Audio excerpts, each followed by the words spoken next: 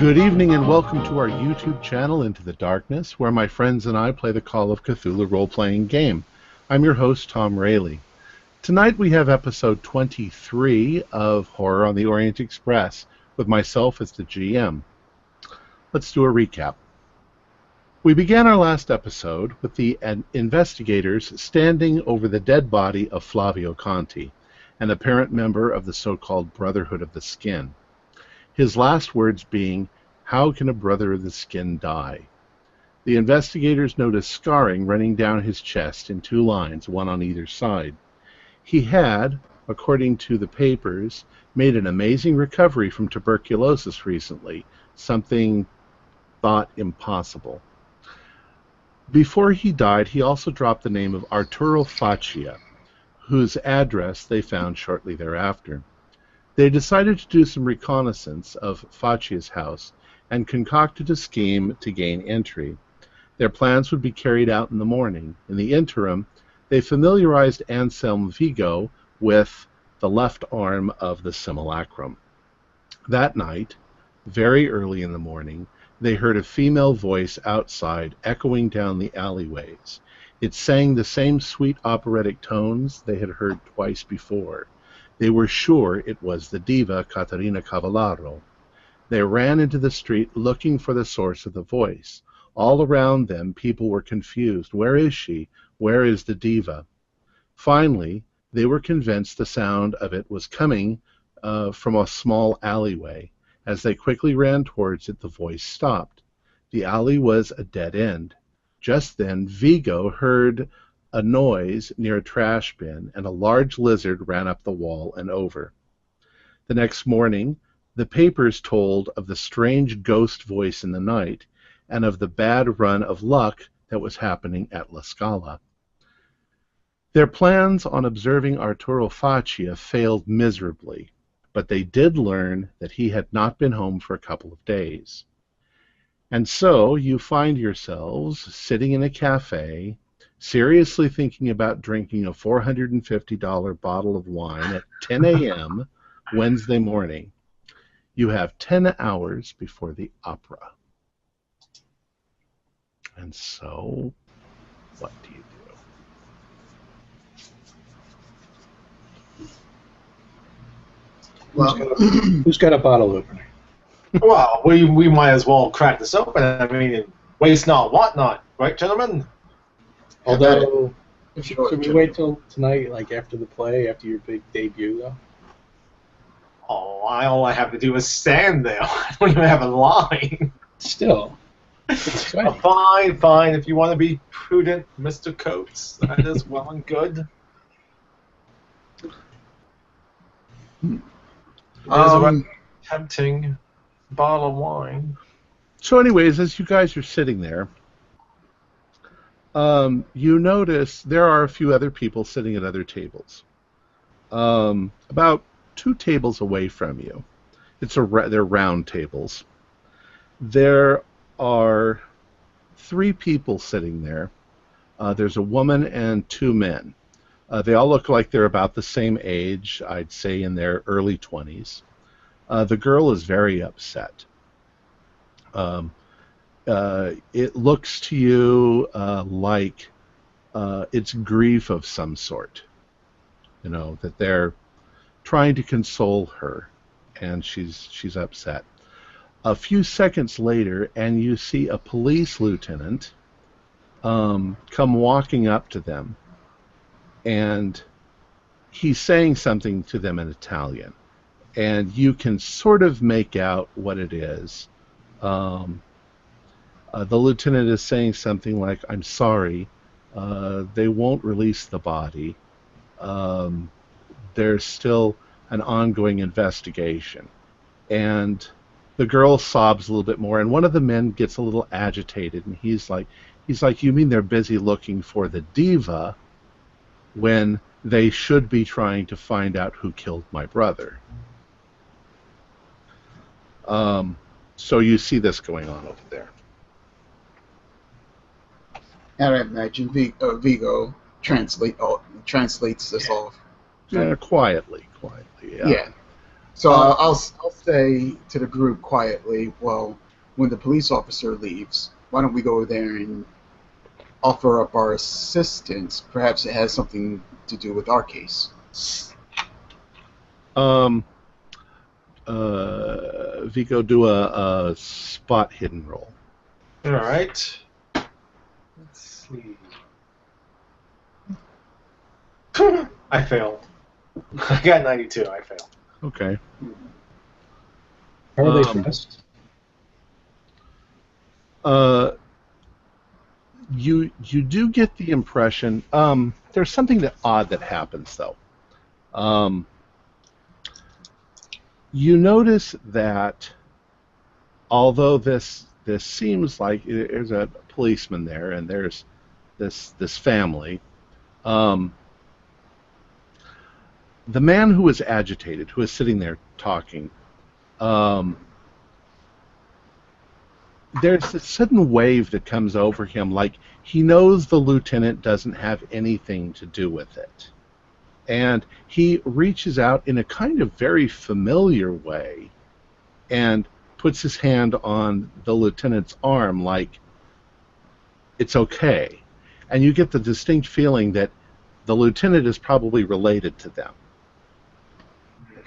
Okay. There's also, for you, Vigo, there's something really familiar about the guy's voice. Okay?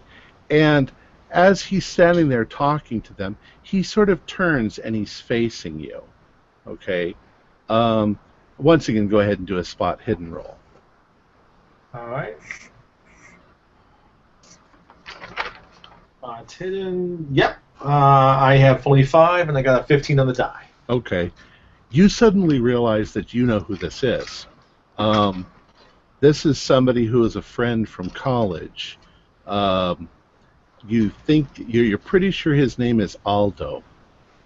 Aldo. Yeah. He's also looking. He's talking to them, but he's sort of looking off into space as he's talking to them, and not really, the way some people do when they're thinking out loud. And he's looking at you, but he's not quite registering you. And all of a sudden you see his face do a sort of, like that. Like he suddenly realizes that he's looking right at you. Okay, now quick question. Uh-huh. Did I happen to steal Aldo's gold at any point in college? No. Okay, good. No, you were buddies. And he's like, Anselmo? See, what are you doing, Hale? And he turns to the family and he's just like, Escusi, just a moment. And he walks over to you and he's like, my God, what are you doing in Italy? I'm on assignment from the newspaper. I'm doing a travel guide of Europe. Really? Yeah, post-war. That's amazing. Vacation. And who are your friends? Oh, and I'll introduce each one in turn. We have Aldous Volko here. He's good with people. Mm-hmm. Frank Coates, he's the cautious one. And the doctor, Dr. Theodore Dawkins, he's the small one. Very nice to meet you. Pleasure, sir. Pleasure. And he's like, I can't believe you're here. He says, didn't you write me a while back and say that you were part of some sort of a club where you investigate strange things going on? Yeah, I may have mentioned it. So I believe it wasn't passing. He's like, very, very strange things going on in our city nowadays with the missing diva and murders going on and all sorts of things like that. We couldn't help but overhear your particular situation. Perhaps we can offer some assistance while we're here. And he says, well, perhaps you read about it in the newspaper in the last couple of days. My sister-in-law's, her husband, Ennio Spinoa, was murdered. It was murdered on Sunday. And we've been trying to get the body so that they can bury it, and the police won't release it. And he is police, obviously. Okay. Is there a reason why they're not releasing the body? Well, they don't tell me everything, but they said there were unusual things about the body, and they want to make sure that they're going to track down the right people. But quite honestly, when I'm in the station, nobody's working on that case. There is a detective working on it, but he's got other things he's working on. They think Ennio was just a socialist, and that he was killed by, and he looks like killed by the black coats, the black shirts, sorry. And he's like, "Are your friends also investigators?" Oh yes, they actually do most of the investigation. I'm mainly the talk. And he says, "So, have you been investigating anything here? Maybe you're trying to find our diva?" Oh, we dropped a few lines here and there. And he's like, "Did you hear about the strange singing in the city? That's very strange." Yes, we were out and about that night. Actually, we were tuning in for the evening that night when the music suddenly awoke us. Wow. So you heard it. Where are you staying? Oh, just at the and I give him the name of the gallery. The gallery. Thank you. Ooh, very nice. Very nice. It's like, well, he says, maybe you'd like to do a little investigation on our part. Would you be willing to see if you could find out who murdered? We are. Wonderful. I'm still on duty. Do you want to come to the police office with me? Sure. I'll introduce you to the detective. So he takes you to the police office. Now, before you get to the police office, when you get there, there is a protest line in front of the police station. And they have signs on it, and the signs they're wearing say in Italian something like "Justice for Ennio." You see that these people are other working class people, and Aldo explains to you that he was a worker at the Alfa Romeo factory. I say that wrong. Alfa Romeo factory, and he was a unionist. He was trying to push for union, and of course the fascists hate that. That's why we think that he's been murdered. But anyway, he takes you past them, and they're all they're unionists. They're all screaming for justice. He takes you in, and he introduces you to the detective in charge. I don't actually have a name. So just to be clear, was it Anselm's college buddy was the police officer? Yes. Okay. Yeah, the lieutenant. And college from the States, not in Italy? Okay. Yeah. He came back. I don't know why. Okay. The story. So anyways, he introduces you to the detective, and the detective tells you. He says, well, he says his body was found, and he tells you where his body was found, near a warehouse, not too far from the Alfa Romeo factory. That he appears to have been stabbed and left to bleed out on the street. Now, he says the thing that's really kind of unusual is they've done the autopsy, that Ennio, being a young man and a worker at the Alfa Romeo factory, it was quite surprising to discover that he had advanced stage tuberculosis.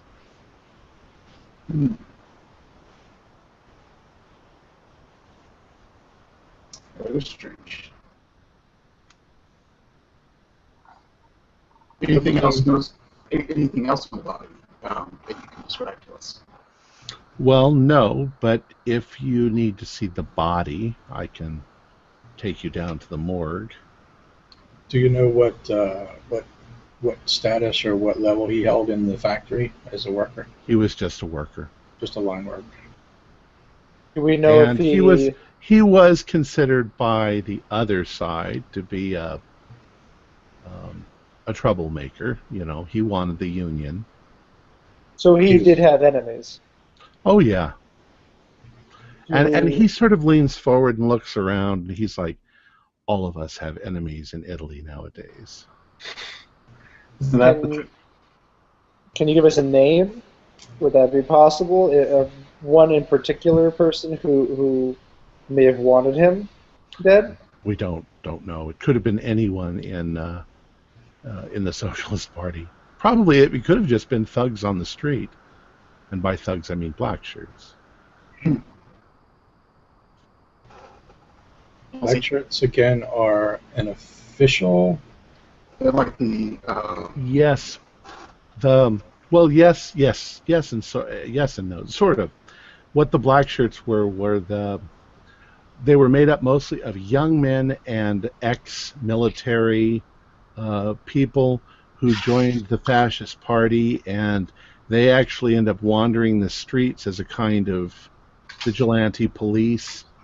But they kind of amount to, they become more and more official as Mussolini goes into power, and they become like the Gestapo. They're walking around the streets and they're bullying people, and at first they're only bullying what you would call a vagrant or a bad person, but then they start to turn against any foreigner, and it gets worse and worse, and then only people they hate socialists and they hate communists. So it becomes very, very scary after a while. And are we at that level?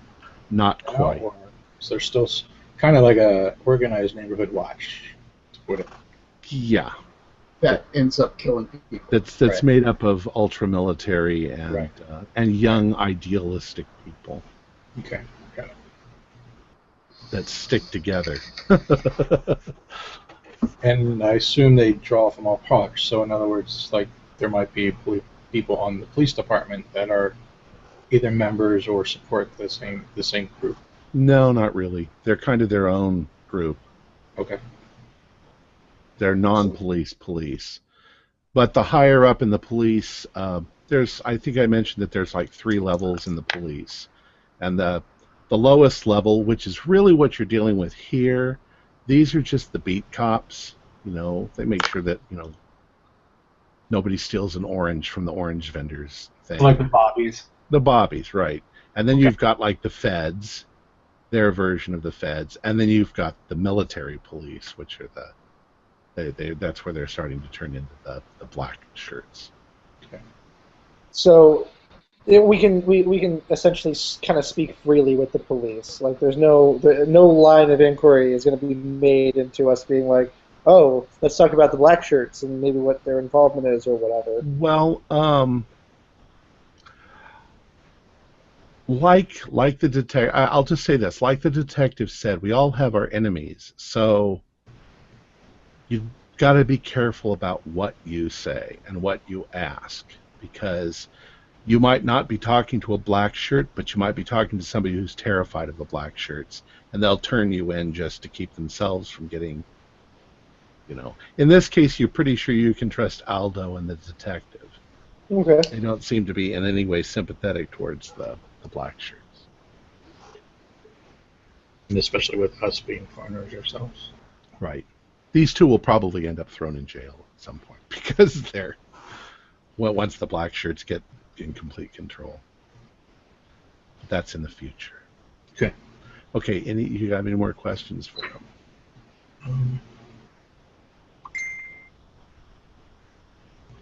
No, I think that was my only question. Did you want to see the body? Yes. Sure. Yes, please. All right. So they take you down to see the body. Now, I won't go into all the details, but of course they have done an autopsy. And so there is a major scar down the middle with the... I don't know if you've ever seen how they do it. Yeah, the wire section. Right. Wire Okay, but you notice that in addition to the Y section, which they've now sewn back closed, there are 2 scars that run like this down either side. Very, very... Is there a medical examiner? Yes. He's nearby. Yeah, we'll see. He's in the room. I kind of hit Vigo, and I point to the medical examiner, and I say, oh, Wayne dipped out. And I say, ask him about the scars. So he says, yes, we noticed those too. That must have been from some previous surgery or injury, but it didn't seem to have, it seemed to have healed previously. Have you stopped by his home? And I look at the detective. And it's like, no, we haven't had the time at the moment, but Do you have an address? Well, yes, he's living with his family, and of course his Aldo is like, well, yes, you just met his family. He's not living anywhere. He was still living at home. Would it be possible maybe to see his room? And would I need to do a perception, or not a perception, a persuasion? Well, no, he's like if you think there's anything there. I think that there's a lot that we can find. And I look at Aldo and I say, I feel that we should take this very seriously. You might also want to look at the murder scene. Yes, the Alfa Romero site, the factory. Yes. Well, it's near the factory. Yes, near the warehouses. Yeah. Okay. I look at the guys and I say, what do you guys want to do? I have a question. If I might influence you for a moment, perhaps we could wait a little on the family. They're still in the middle of grief, and... Well, Frank has a question, so... For the examiner, Aldo told us you found signs of tuberculosis? Oh, yes. The man had advanced tuberculosis. It's really quite strange. Hold on, I'm getting a message from...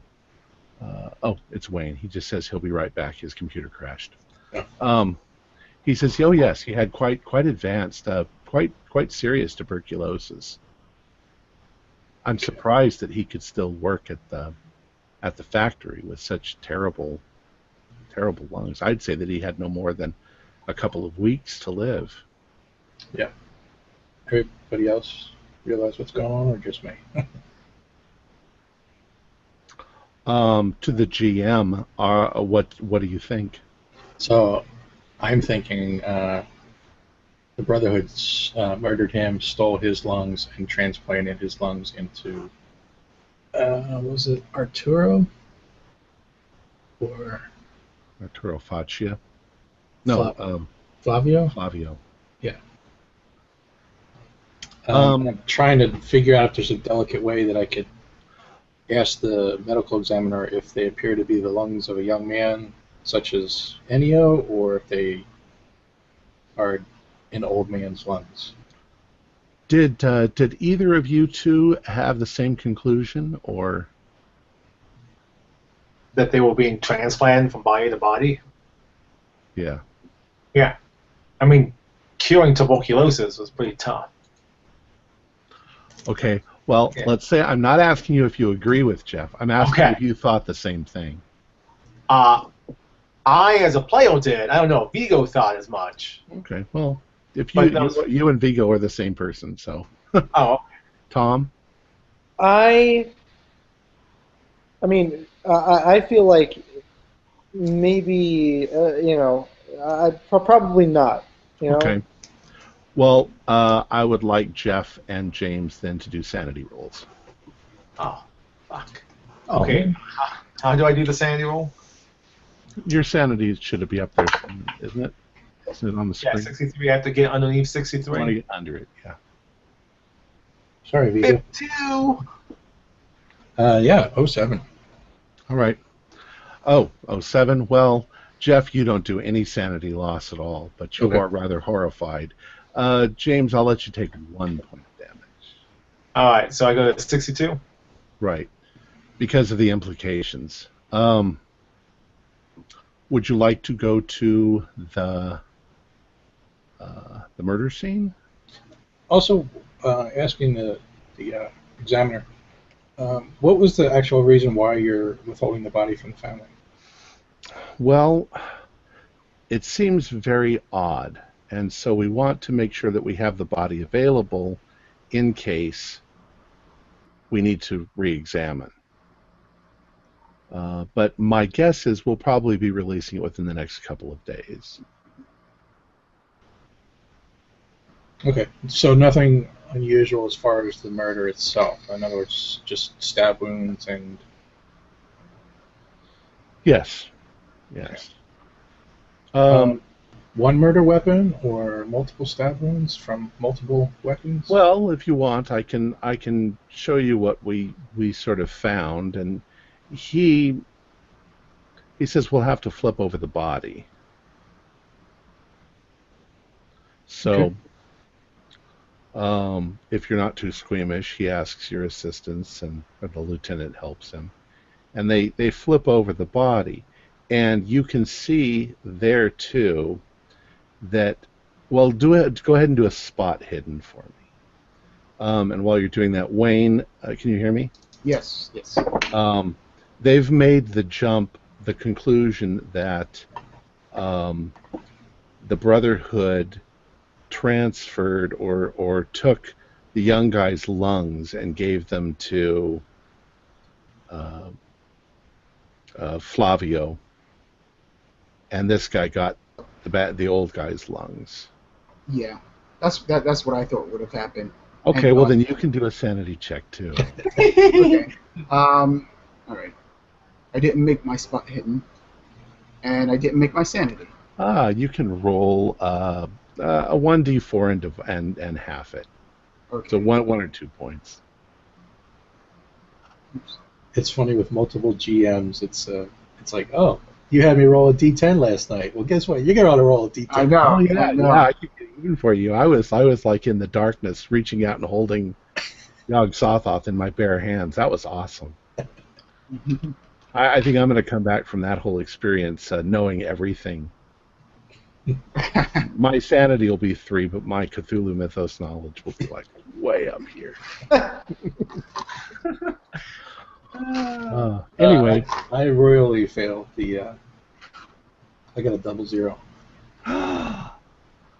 what were you rolling for?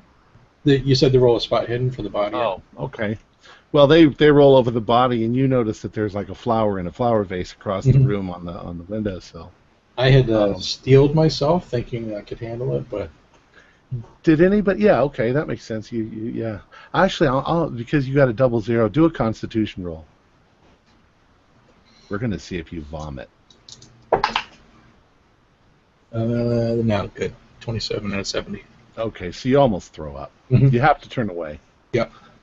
Who passed? I mean, who passed? Spot hidden. Anybody? I did. Extreme. Okay. Well, you notice that where the so-called, it looks like there were 2 stab wounds. You notice that where these 2 stab wounds were are right where 2 more lines are on his back, and that in fact it might not have been stab wounds, but that the scars were not closed fully. You know what I mean? Yeah, you're saying that he essentially bled out over time, that the wounds opened back up. Right, or never closed completely. Okay, so was it just a bot surgery? maybe. Okay. So you know what? I'll go up to Dr. Theodore, Dr. Dawkins, and I want to say, this looks like it was a botched surgery. It doesn't look like it was a stab wounds or from a knife. It looks like it was from a scalpel. The Can I medical examiner says, no, you don't understand. These scars are very old. They would have happened a long time ago. There's no evidence of any surgery on the inside. He has very bad lungs. Can I do... What do I have? I gotta have something. Okay, so I don't have anything. Maybe I can do a persuade and say, is it possible that it was overlooked in your investigation? I mean, it seems as if they just opened back up.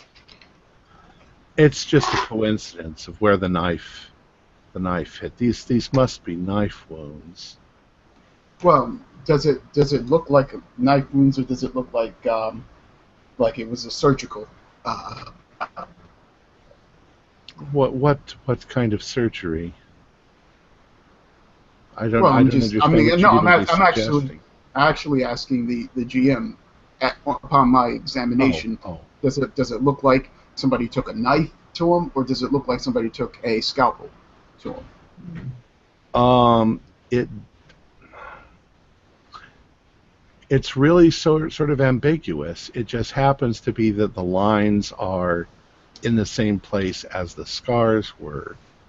It could have been a knife, but it also could have been something else. You know. Besides, part of this doesn't make any sense, and it's why you had to roll sanity, because you just don't heal up like that. You know. I would imagine, too, this time period, it was before they were doing transplants. Oh, yeah, there's no such thing as transplants. That's just ridiculous. Okay. It's insane.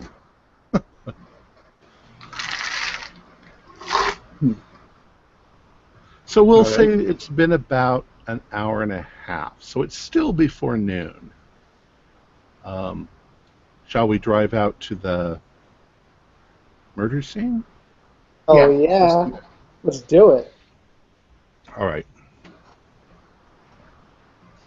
So you drive out to the murder scene, and it's in a sort of a suburb called Portello, and it's near the Alfa Romeo factory. You drive by the Alfa Romeo factory. It's a big factory. And you drive into the warehouse areas, and you park the car, and the lieutenant says that he has duties, so he's going to drop you off, and you should be able. He says if you walk all the way to the end of the warehouses when you're finished, you'll be back on the main road where you can catch a taxi. Okay. You know, but while you're in the warehouse area, there's no traffic in here. In fact, there's nothing going on in this whole area. These are older warehouses. They've got stuff in them. They're just closed up. Okay. So you won't be bothered.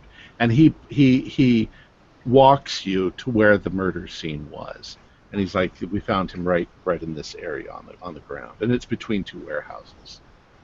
Okay. And then he leaves, unless you've got a quick question for him.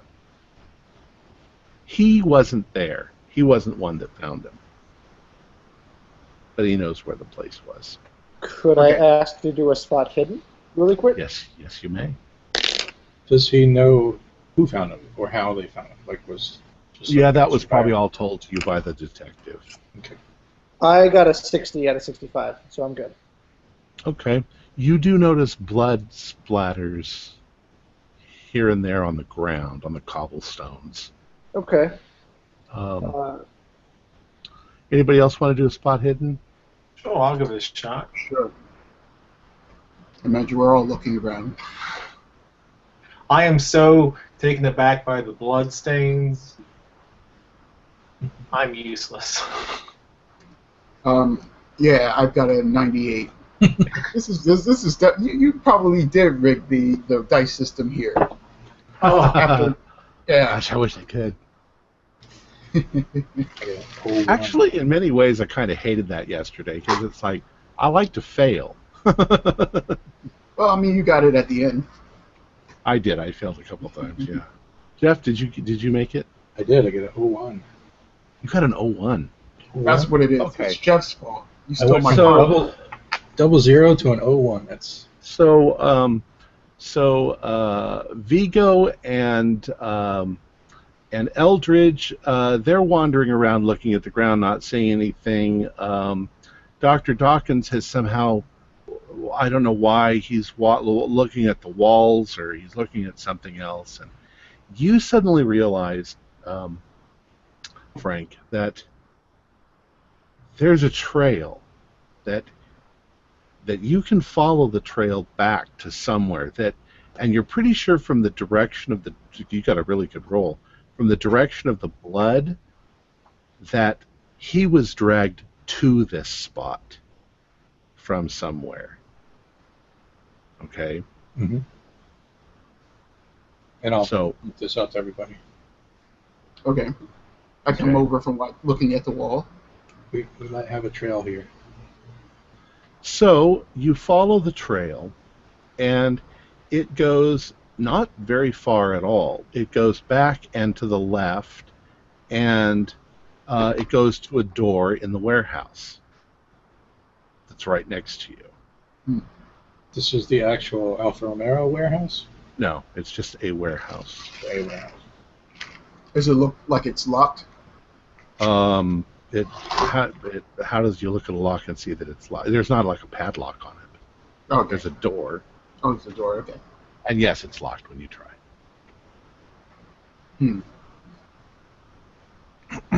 But I will say that it doesn't look like a very strong door. And I will also say that you have seen nobody around here. The policeman said there's nobody around here. And these are just like your standard, like a warehouse, like just Yeah, they're big old garage warehouses. doors, lots of windows up top, maybe. Yeah, they probably store furniture and maybe car parts and wicker baskets. Who knows what's in there? Right. All sorts of stuff. Well, Eldritch are strong compatriot. Why don't you try the door?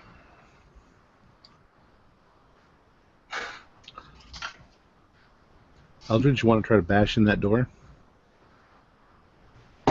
Are you guys talking? I can't hear you. Oh, we were talking to you. I can't hear you. You guys are all staticky. Give me a sec. Is there a name on the door? Like a factory name? Yes. Is it a butcher shop? No. There is a name on the door. You notice it, but the door is really dirty. I'll wait for Thomas. Okay. Can you hear us I'm now, back. Thomas? Okay. I can hear you. Okay, so you want me to bash in a door? That's what I Right. heard. Before you do that, Frank asked, he says, is there a name on the door? And you realize that the door is really kind of dirty, but when you do this, it's Conti Industries. Oh. Okay. The plot thickens. I'm going to bash in this door. I have a 15 strength. Why are you guys making me do this? Alrighty. 26 though, so I made it. Nice. All right. You bashed in the door. It wasn't that hard. Okay. It was open. The warehouse itself is gloomy. There are windows all along the top, but they're so filthy that kind of a dim yellow gray light sort of penetrates. You can see that there are large crates here and there. They're all very dusty. But you can also see that there has been somebody here recently because there are a number of feet in the dust on the ground, quite a few of them, all leading in towards the heart of the warehouse. Okay. It's still mid-afternoon, so it's relatively bright inside, right? Yeah. Okay. So I guess I'll take point and I'll lead us deeper into the heart of the factory, of the building. Okay. After you clear a few boxes and you get around, you come to a place where there's sort of an area that's been cleared. Okay. And in the center of the room, there is a large slab. I would say it's about maybe 7 foot by 7 foot square. And it's raised up about 2 feet off the ground. You can tell that there were people, you're not sure how many, but maybe 4 or 5, 6 people that had walked around this slab, because there's almost a circle of footprints going all the way around it. You also note, well, go ahead and do a spot hidden for me. Spot hidden. All of you can do it. 55. 83. 74 now. All right, I get it. It's underneath my 45. I got 38.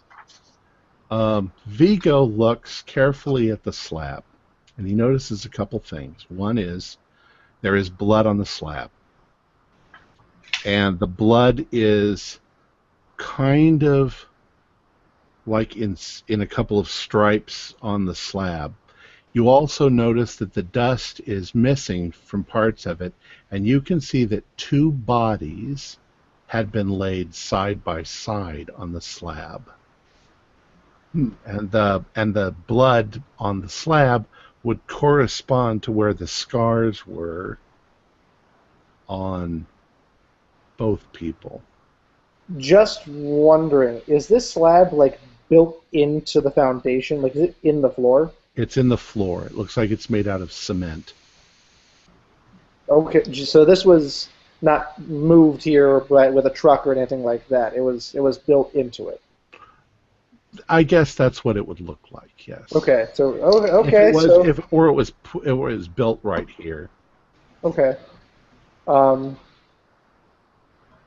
That's it. That's all I gotta ask. Okay.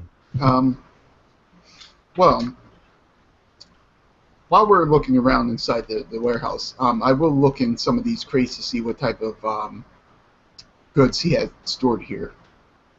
It actually does look like car parts. Okay. Frank, what are you doing with your eagle eyes? By any chance, I'm going to go out on a limb here, on the slab or around the circle where the footprints, are there signs of candles? No, but you're looking carefully, so go ahead and do a spot hidden.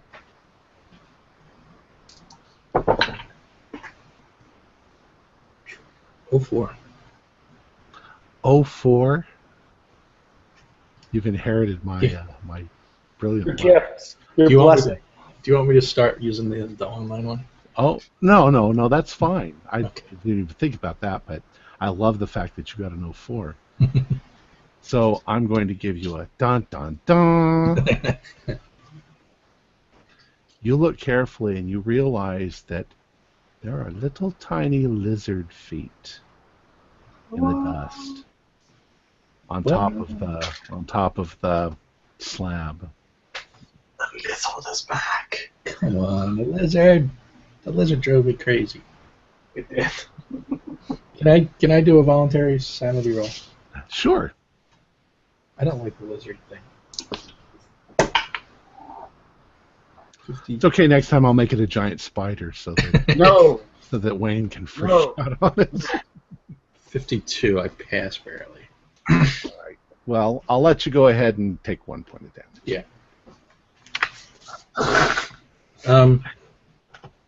I think you were sleeping for that, Eldridge. Do you remember that?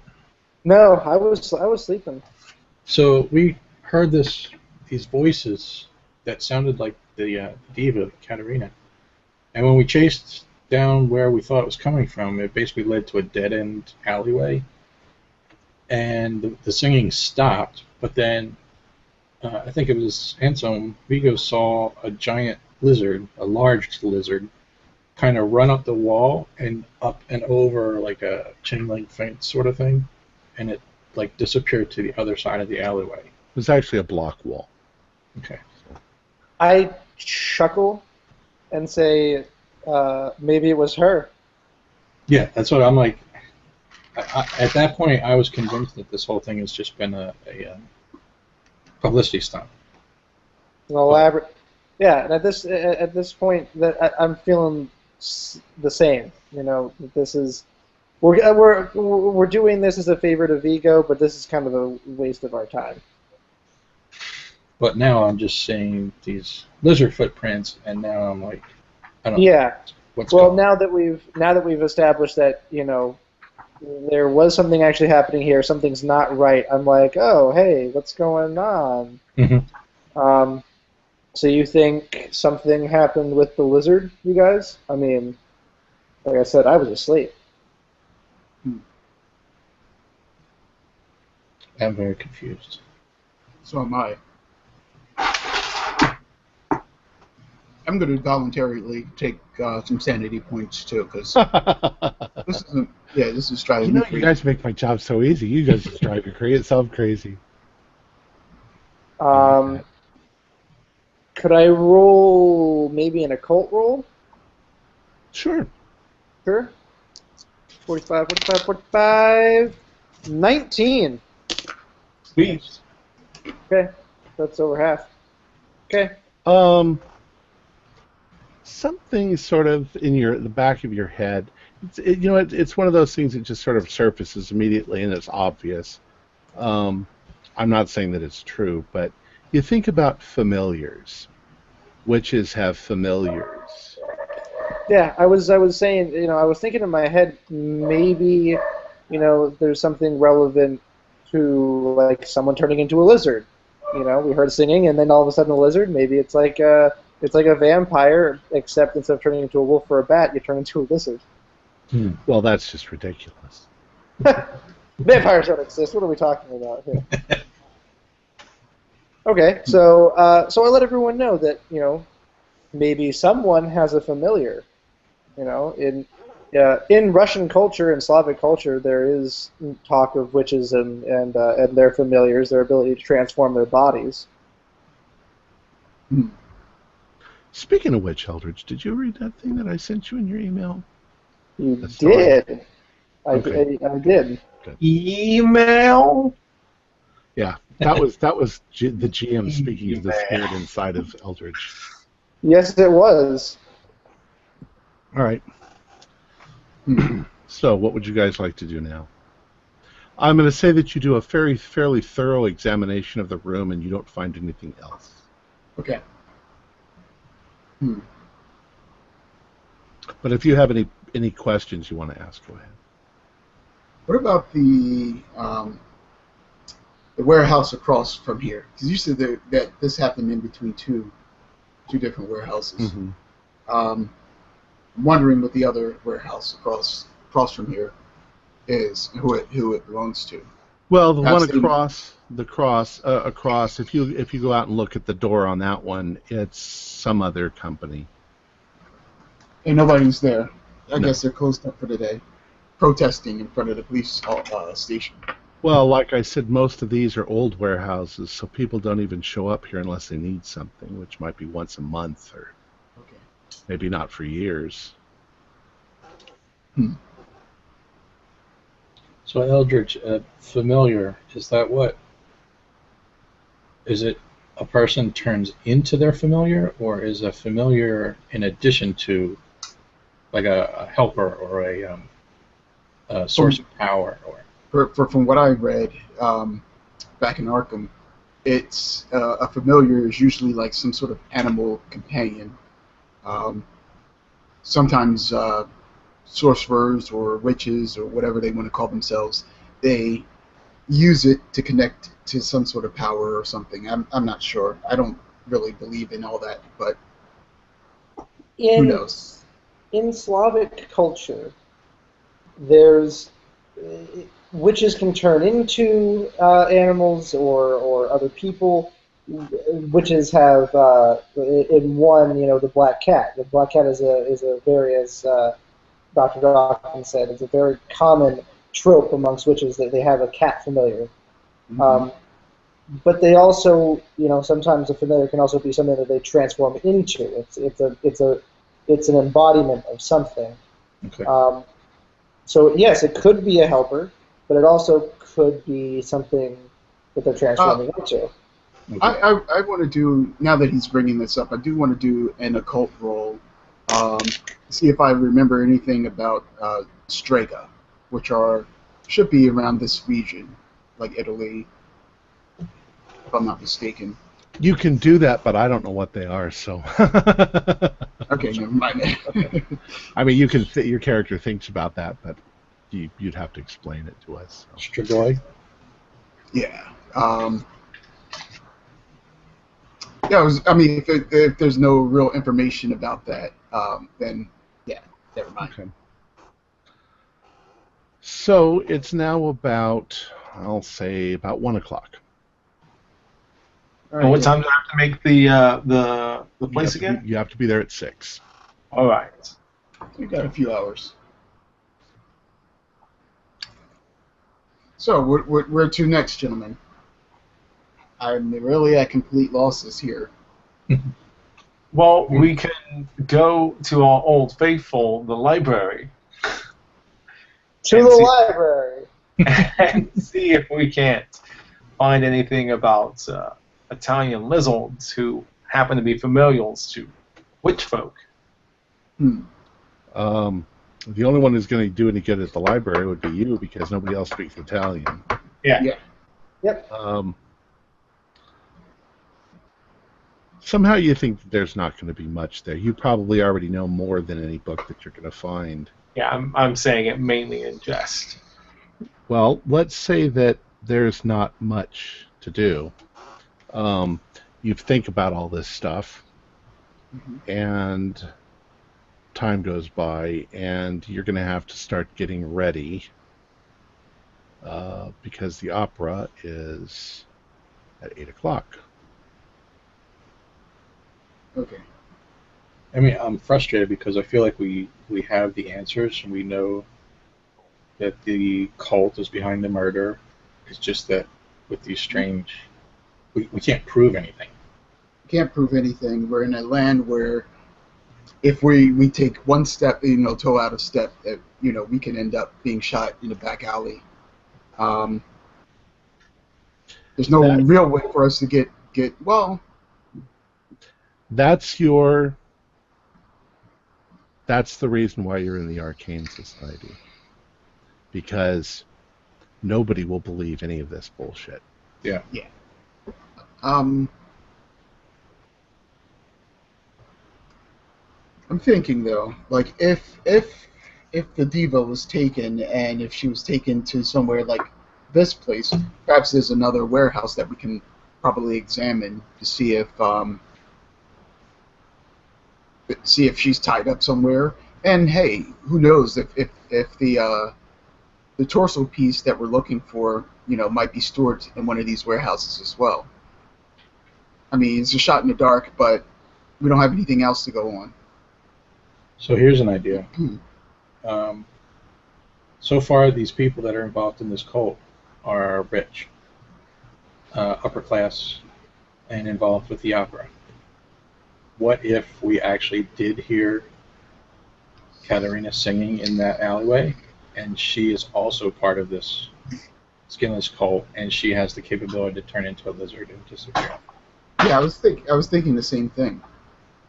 But if that was the case and they had the piece, she wouldn't invite us here. I mean, why would she invite us here? She would,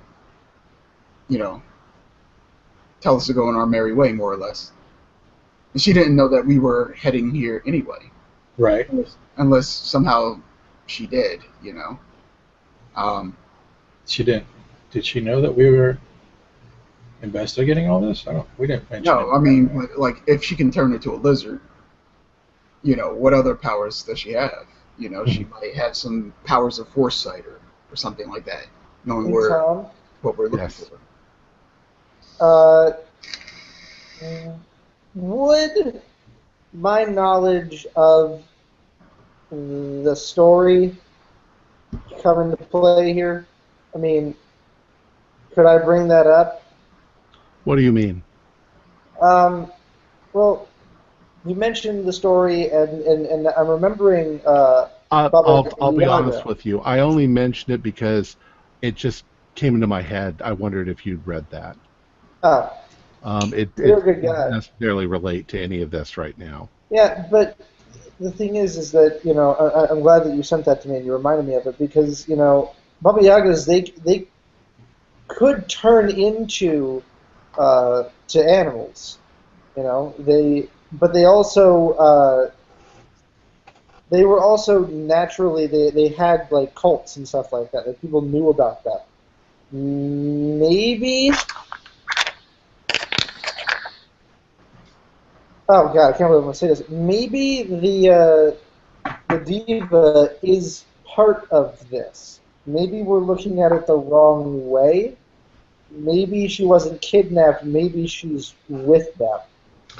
Do a psychology roll for me. Do a psychology roll. And I got a 33. What's my psychology? Pass. 50. Okay. Everything in your experience would lead you to believe that Caterina Cavallaro was just a sweet little young woman who sings opera and thinks about bubble baths and creature comforts and fame, and people thinking that she's wonderful. Okay. There wasn't a nasty bone in her body, and you just Yeah. that's not necessarily negating anything that you just said. It's just It doesn't doesn't. It seem like feels the off. type to be an evil cult leader. Yeah. Who knows? It's just that the singing and her singing throughout the city. You guys say that you heard her voice. You are 99% convinced that was her voice and not a recording. So I don't know. I mean, I feel like there's some. I agree with all of you. I feel like there's a piece, and it's just like if we just found that one piece, everything would make sense. Okay. Like I can see it. If we just had this one little puzzle piece, the entire thing would make sense. Mm-hmm. Well, let me say this. I think that it seems appropriate that the four of you are puzzling over this and puzzling over it and puzzling over it right Mhm. until it's time to leave for the opera. Mm-hmm. Okay. So, no more speculation until later. No more Yeah. speculation until all of our characters have died. Holy. So, Vigo, you leave, and I'll just give you a little bit. You're shown. You're basically dressed, and they go over once again. You can see that everybody is frantically getting everything ready, um, uh, and they're showing you. They're sort of like little rehearsing. You're going to walk out here. The Radames, the general is going to be here.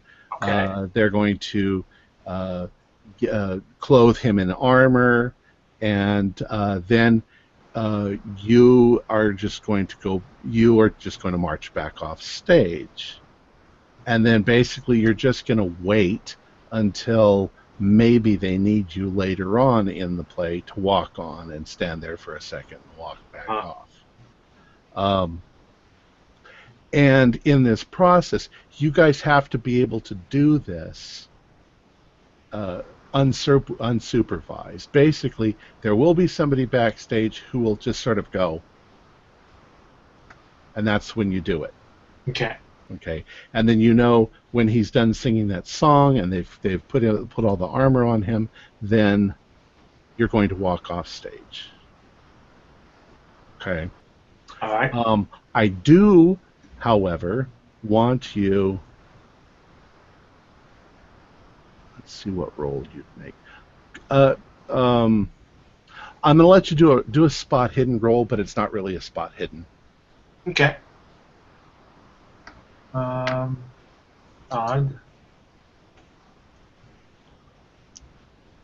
I have a 17, and my spot hidden, that's not really a spot hidden, is a 45. Okay. There's something that you notice, but you don't comment on it or think about it until much later. Okay.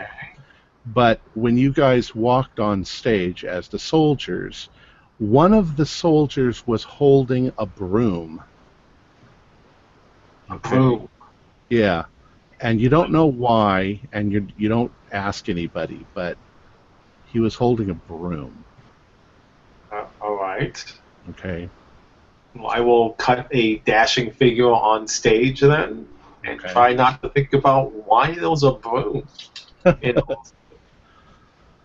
A witch's broom, possibly. No. He's not going to Harry Potter it. It would really suck if I just threw things out there like that. Suddenly witches descend on the whole opera and take over, and it's like, wait a second, this is Deus Ex Machina. You're not supposed to do that. That's left field, Tom. So we're gonna do the opera part in just a second, but I want Thomas to get back. All right. Well, we have to see what Mr. Aldridge's panic about the opera is. Oh, you might not get that out of him. And it's not the opera; it's music in general. Oh. My character suddenly becomes a musician. Come on, Tom. Where are you doing, Tom? And of course, I'll before we go left, I'll wish him luck and break a leg, chap. Well, I hope to keep them both attached. Again, all I'm doing is standing. Tom. To all of you people watching, we're just delaying for a moment because we want Tom back for this. And thank you all for watching. There he is. Good, we were waiting for you. We wanted to I make sure. love you. All right. I'm here now, guys. Don't worry. All right. So, a crowd starts to gather outside the opera house, and you guys are amongst them. You realize very quickly that there are probably 3,000 people out there in the crowd. Maybe not all of them are going to go in to see the opera, but it's a big opera house.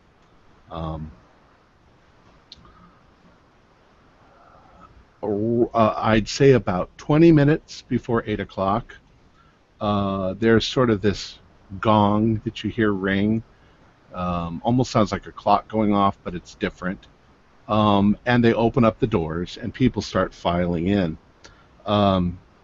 You simply give your ticket to the guy at the door as you walk in, and this is opening night. They actually hand you a glass of champagne. Oh, straight from France. You eventually find your seats, and they are front and center, right up next to the orchestra pit. You are about 20 feet from the edge of the stage, and directly in front of you is the orchestra pit. The orchestra is all sunk down, maybe 10 feet.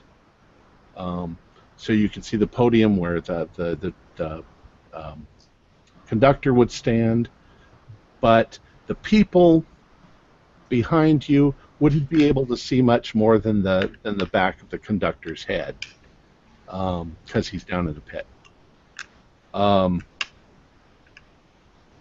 It takes about 5 or 6 minutes to get into your seats. People are filing in, and you notice that the people. This should be a very gala night, but a lot of people are dressed in black, and it's just because the diva's missing. Just a second.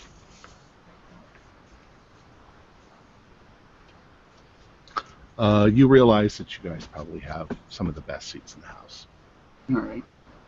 Can I down my champagne? Look around to see. Yes, of course you can. You probably already have by now. Yeah, like as soon as I got it, and at this point, nervously trying to find an exit. I'm sitting there, and I'm just like, I don't want to be here. I don't Well, want to be here. you can see that you would have to get to the end of the aisle, and then you'd go out in the back, and that's the way out if you need to go. Yeah, and I'm guessing that there's a lobby with concessions and everything like that. Sort of, yeah. And it's not concessions like you'd find in a movie theater. It's basically there's a bar out there, and you can get it's alcoholic drinks. Why not drink? So what I do that. I get up and I say, does anyone want anything?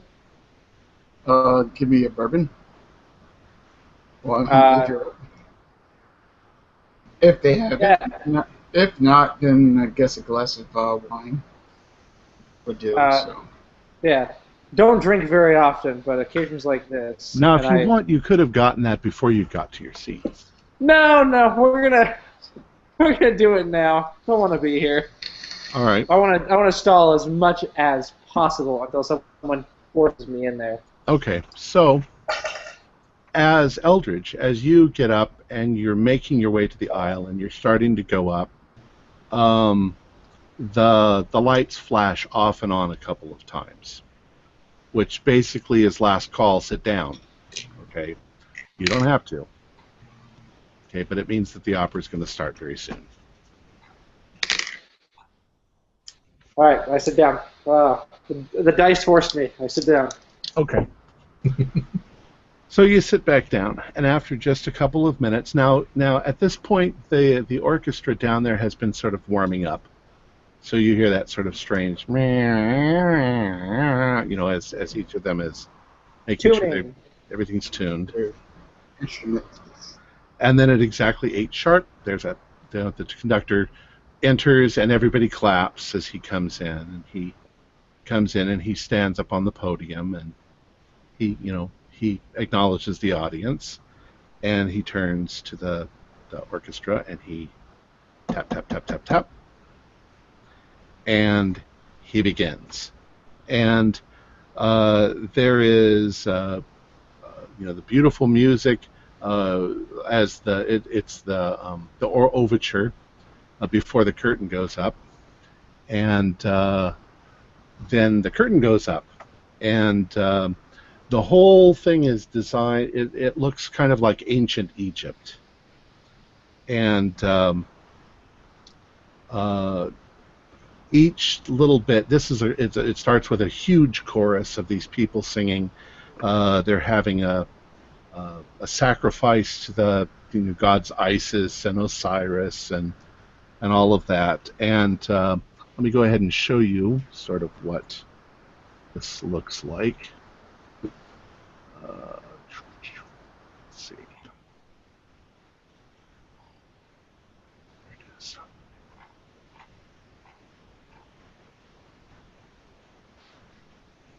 So there's a lot of people on stage, and there's a lot of, like I say, it's all Egyptian.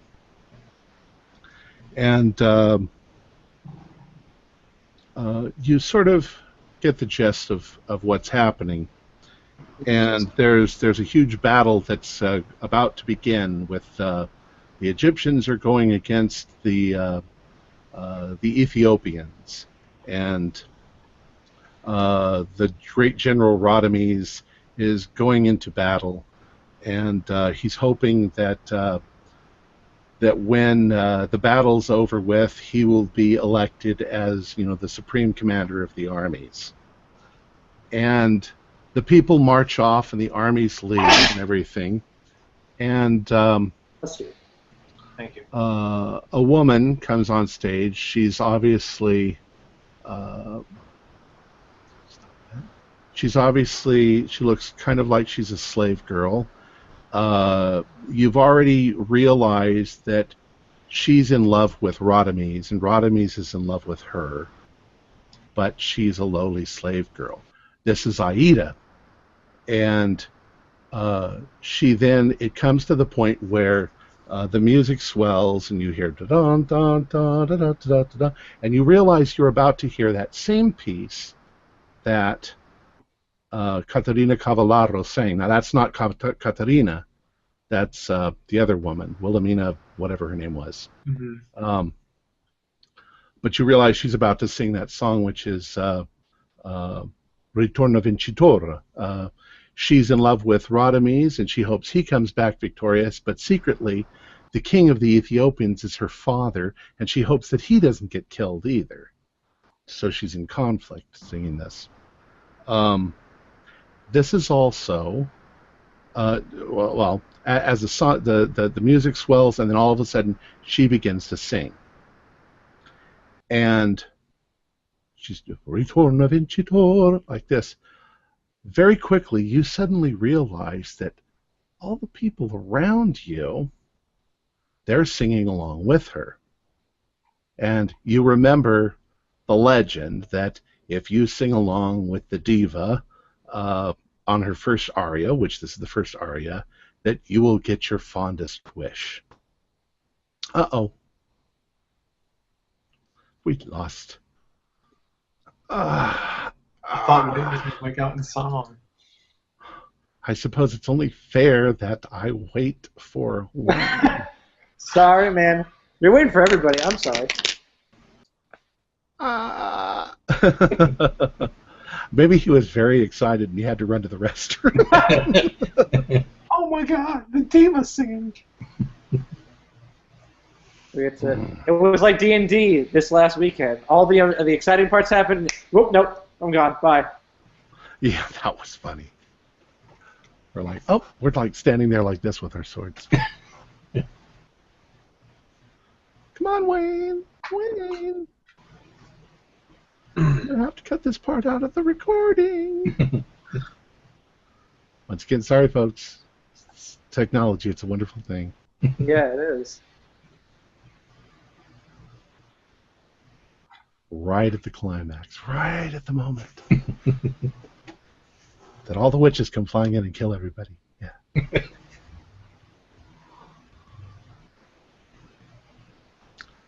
Wayne.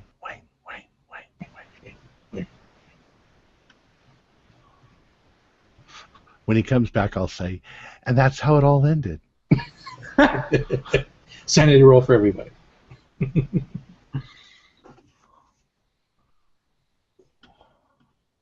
And you all arrived home after a long trip on the Orient Express. You did it. You stopped the world from ending, and that's it. You know, Cthulhu didn't rise. Clap, clap. Something along those lines? 12 new levels. It's like your Geico commercials. Yeah. We interrupt this commercial to Bring you a commercial. Yeah. So, Cthulhu Mythos question. Okay. If you gain knowledge or skill points in the Cthulhu Mythos, are you gaining actual knowledge about Cthulhu or you know, that whole genre? Yes. Okay. You also may make those kind of questions, too. What do you mean? And you also lose. Oh. In the same way you might say, I'd like to do a spot hidden, you could say, I'd like to do a Cthulhu Mythos roll. Oh, okay. And see if you know something about it. Thank you, Wayne. Right at the most climactic moment. I know. All right, so she's singing. You realize that people are singing around you. And then, all of a sudden, from behind you, you are sure that you hear Caterina Cavallaro's voice. It's more beautiful and more spectacular than the woman on the stage. Okay. But everybody is singing, so you don't know exactly. Nobody else really notices, but it's like it's coming right into the back of your heads. So it's coming from behind you. Can I? So I'll turn around. Yeah, can I turn around and make a spot listen or a spot hidden? Well, you can just turn around. Okay, turn around. I turn around. Not the row directly behind you, but the row directly behind that. Third row. There is a group of people. There are an old man and an old woman sitting in the center, and on either side of them are two brutes. Okay, they're in tuxedos, but they obviously look like bodyguards. Okay, I think that Tom just took a sanity roll. Mm-hmm. I just realized what's happening. Mm-hmm. You look, and you see that the old woman looks extremely confused, and she has tears coming down her face, but there's kind of a blank stare on her face. The old man sitting next to her, has his mouth wide open, and he's singing, and you are sure that Catarina Cavallaro's voice is coming out of his mouth. Oh, God, no. Sanity roll.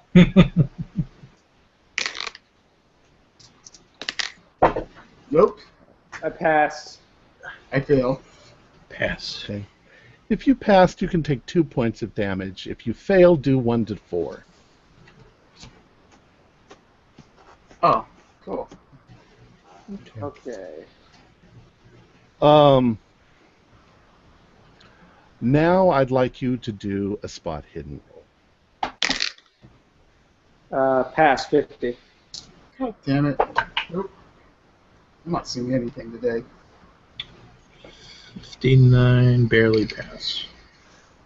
Okay. Frank, you're the photographer. You've seen people when they were had their pictures taken when they were young. You've seen the same person when they were really old. You're not absolutely sure, but that old woman who looks like she's probably about 80 has very, very similar features to Catarina Cavallaro. Okay. Now, there's not really anything you can do at this moment. You're right in the middle of crowds of people. But the aria ends, and you sort of see the old man sort of slump back in his chair and look expectantly towards, around him. There's almost a look of accomplishment on his face. Now I want to jump to James. Okay. The scene switches, and the scene changes to the room. Radames has been victorious. All right. They have captured the Ethiopian king, and Radames is elected to become the supreme commander of the Egyptian armies. So they bring him in, and this is the scene where he is going to be enclosed in his splendid armor. Okay. You take your place on stage, I do. and they bring out the armor, and they begin to take the armor and put it on Radames. Uh-huh. And as you're standing there, there's a glint in your eye, and you suddenly, well, go ahead and do a spot hidden. All right. 36 out of 45. Okay. You suddenly realize that the thing they've got the armor on looks exactly like the arm that's back in your apartment, except that it's white. But you can definitely see patterns in patterns because it's like right next to you. Okay.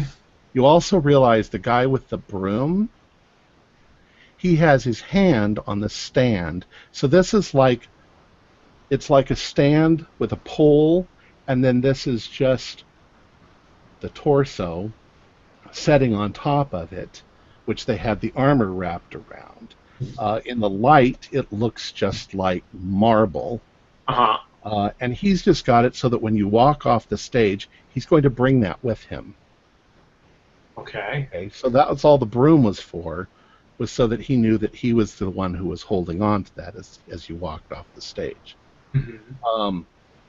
Now, at the same moment, when you guys are in the audience, bang, you guys instantly realize that there's this simulacrum right there 30 feet from you on the stage. At the same time, you hear a woman's voice coming from behind you go, "Oh!" like this. And a very excited sort of, "Oh! At last!" All right, I'm going to turn around and look at her. Okay. Well, you immediately see it's not her, it's the man.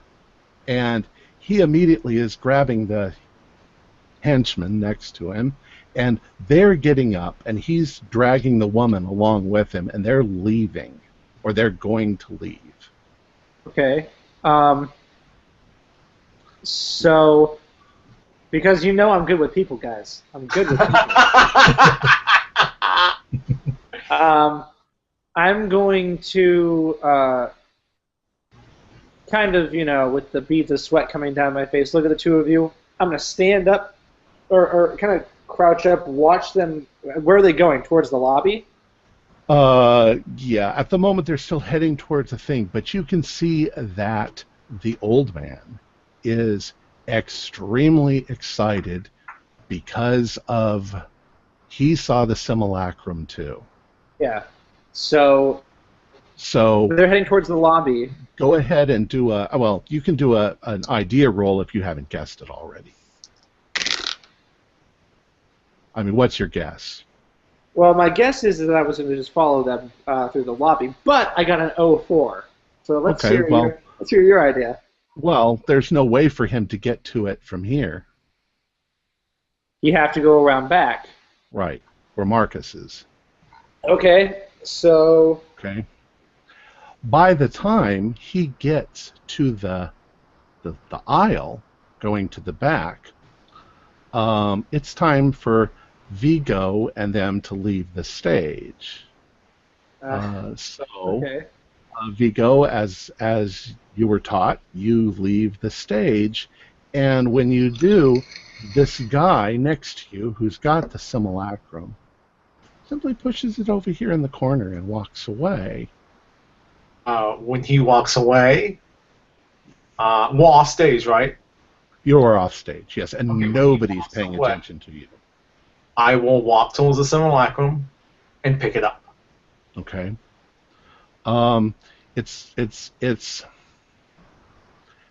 It's just about as heavy as if it were an actual body part. Torso. Okay. So it weighs a lot, but it's on a platform that can be wheeled.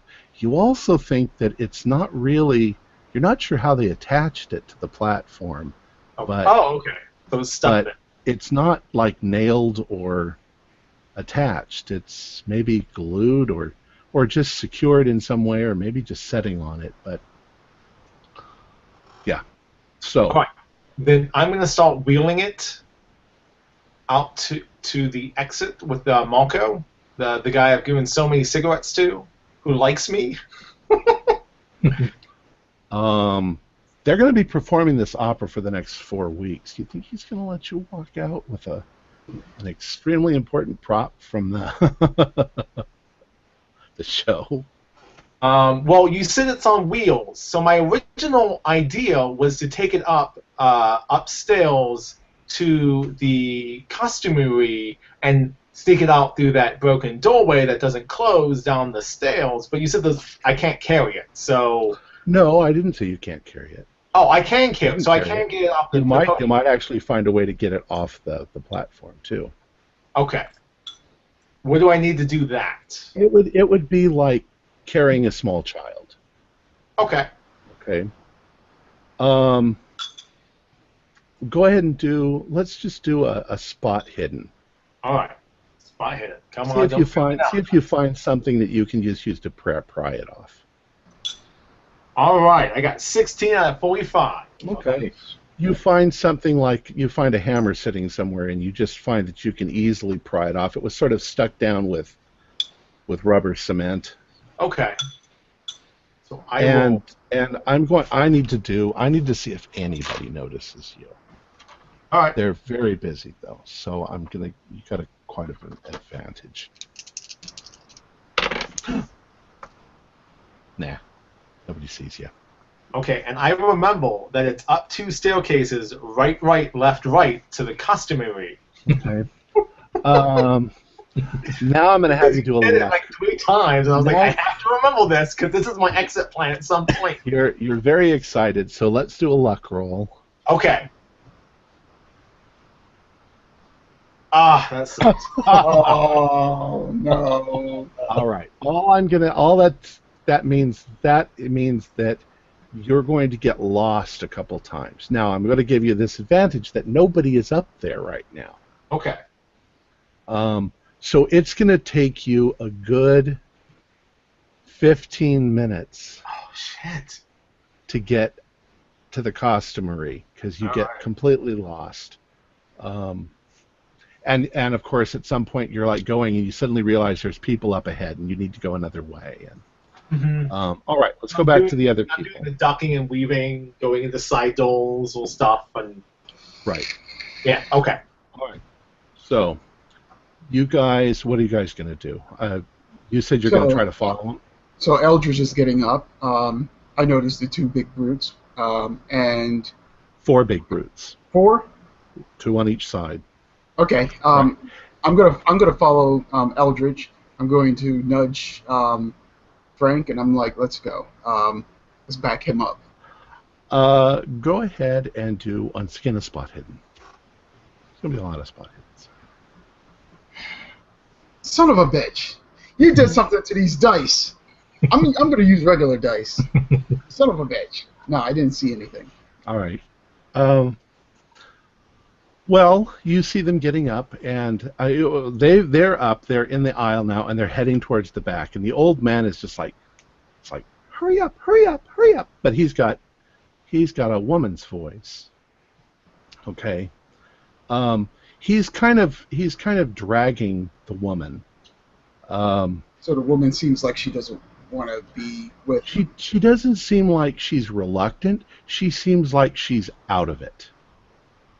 You know, she looks confused. She looks, like I say, she had tears coming down her eyes during the music, and she's sort of looking around like she's confused.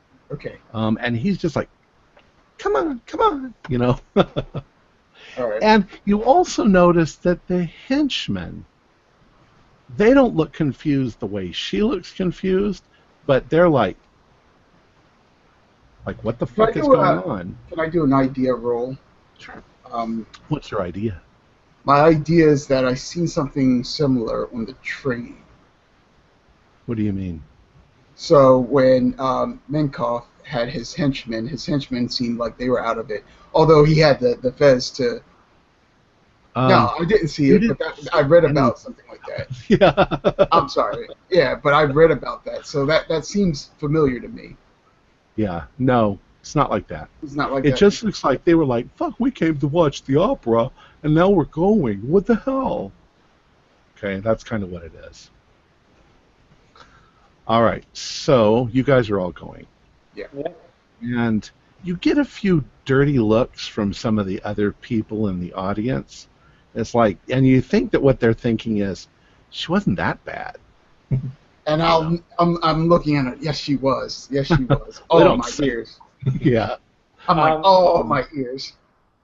Can I? So as I'm walking, can I just reach into my coat and just kind of hold on to the grip of my 38? Sure. Okay. It's just kind of in there. I'm just hey guys, maybe I'm getting my wallet, maybe I'm getting my gun. Who knows? Okay. Now, I want you to understand that you can't understand a word of what they're saying, but you actions speak louder than words, so you can tell she's like, hurry the fuck up, you're not moving fast enough, like this. And yeah. all right, they go out the door, and you can see they're immediately going around. Just like how I thought. Yes. Okay. Okay. All right. Now, as you go, I'm assuming you're following. Yeah. Okay. Yes. Do you want us to do stealth? As you go, I'm sorry. Do you want us to do stealth or no? No, you don't need to. They're Okay. not paying attention to you at all. Okay. All right. They're heading towards the back door. Now, you don't think about it at the moment, but you walk right underneath the fire escape. That somebody's going to be coming down in just a minute. You don't know that, but the fire escape is there from the room upstairs. Yeah. As you get to the edge of the building to look behind it, you see Marcos there, and he's now arguing. And he's arguing with one of the brutes, and the brute is being kind of pushy, except that it really, what you're seeing is you're seeing the old man, and he's telling the brute, basically, the old man doesn't want to talk to Marcos because he's talking like this with a woman's voice. And so he's like, do what I tell you to do, and he's like, all right, come on, what the hell, It's very obvious the brutes don't understand what the fuck is going on. They're like, well, you didn't pay us for this. Okay. Go ahead and now, well, you tell me what you want to do at this point. They haven't gained access yet. Can I make a luck roll to see if Vigo comes up above us? No. No, he's not coming out yet. Yeah. But- Okay. But I'm going. I want to like move to a certain position, like behind them, to see if they actually attack Marcos. If they begin to attack him, then I will. well, I kind of need. You guys are maybe 25 feet away at the edge of the building. Okay. So you need to either act. You need to act because this is all taking place in about 2 seconds. Okay. All right. Well, I'll move in closer. Spot I have hit my to see hand if on it- my. You have your Yeah, I have hand on your weapon? Yeah, my hand on my cane. Yeah. Okay. I'm going to do a spot hidden to see if they have weapons. Um, Can I? I don't know. I wanted to. You're not close enough to do a spot hidden, but they're henchmen. You can bet 90% they have weapons. Okay. Okay, so I just get into cover then. What do you mean? I'm gonna like press myself up against a wall or something like that, just to brace me and then provide cover. Because if I need to start shooting, I'm gonna start shooting at them to stop them from going inside. Okay, there is no cover. Okay, There's no however, cover. I mean you can press up against the wall. The thing is that, as I said, you've got about 1 second. They're just going to obviously just Push through. them. manhandle him and get him out of the way. Do I really want to do this? You either act or you don't. All right. Quick. Should I shoot him? Yes. No. Well, I don't know about just shooting somebody on the street. I'm gonna shoot someone. I'm going to. I will. Remember, there's something called threatening before you pull the trigger. Yeah, Nope. I'll say unhand him. I'll say unhand them, you fiends. What do you think you're doing?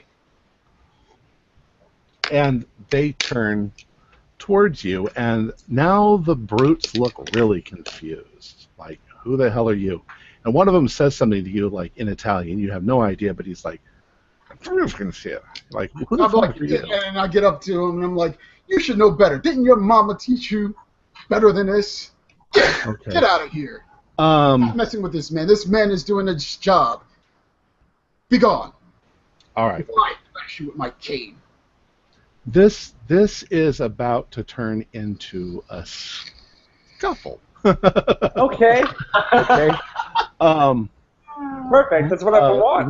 One of the guys grabs a hold of Marcus and tries shoving him out of the way, but Marcus isn't a little guy either. So Marcus like hauls off and punches him in the face. The one in front of Wayne takes the cue and he hauls back to punch. Sorry, not Wayne. Dr. Dawkins. Okay. Let's go ahead and do a dex roll. Okay, Jeff. Tom. And tell me what level of. Are you freaking kidding me? I One just, damn point. One What- damn point. actually, what are you wanting to do? Do you want to try to hit him back, or do you want to dodge? Actually, I do want to try to smack him in the face with my cane. All right. He didn't make it either. So he swings you don't hit him, and you don't hit him either. I mean, Okay. he doesn't hit you, and you don't hit him. Okay.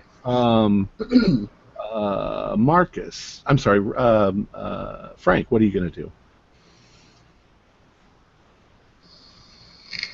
How is the elderly woman reacting? Is she still out of it? Good question.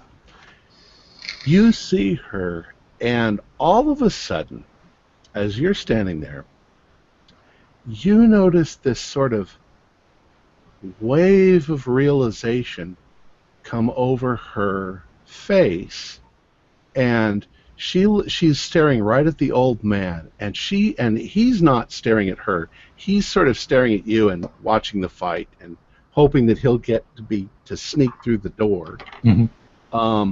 All of a sudden, she just raises up her hands and grabs a hold of him and starts shaking him, and you can hear her voice, and she's saying something in Italian, but it sounds like this. Sounds like she's got an old man's voice. Mm-hmm. And she's just starting to beat on him. Mm-hmm. Okay, and he's surprised as hell. She's crying. She's hysterical. Okay. There is a couple of other brutes. One of the brutes is just like, what the fuck is going on? He's sort of backed up because he's like, I don't even understand why we're fighting. Eldridge, what do you do? I'm gonna run into the fray. Let's do it. Let's do it. Leroy! Can you tell me, are you going for the brute going after Marcus, the brute going after Wayne, the one who's just standing there, the one who is now moving into the fray like you are, or the old man and the woman? Taking down the old man. Okay. Go ahead and do a dex roll. A dex roll? Yeah. That's And my I just dex. want to know the level that you're at. I got a 14, so that's an extreme. Yes, you did, and you did way better than I did. So, I guess you go in there, and although she's grabbing a hold of him, you haul off and punch him right in the head. Okay. No brawl. Do you want me to do? Well, you tell me what you did to him. I essentially just walk up and sock him in the face. Okay. Just try and knock him out. All right. Well, you hit him in the face, and you hear him go, "Ah!" Okay. And he falls back, and the woman lets go of him, and she sort of trips and falls to the ground as well. Okay. So now, let's go back to Wayne. All right. You're fighting with the guy who's fighting Marcus. Now, actually, you and Marcus both now are wailing on this guy. All right. So I'm going to strike him with my cane and try to do a nice little blow to his head. Once again, dex roll.